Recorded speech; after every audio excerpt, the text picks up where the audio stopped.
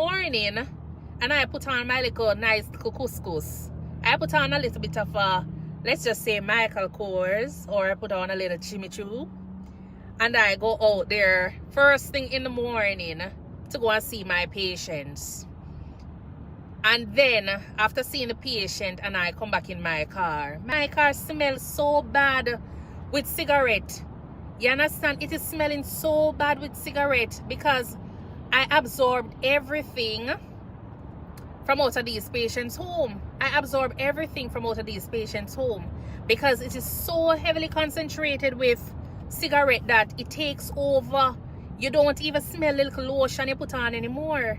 I don't smell the lotion anymore. I don't smell anything that I put on. I don't smell nothing at all. No, your perfume could be expensive. If you want to be $1,000, the cigarette smoke take over.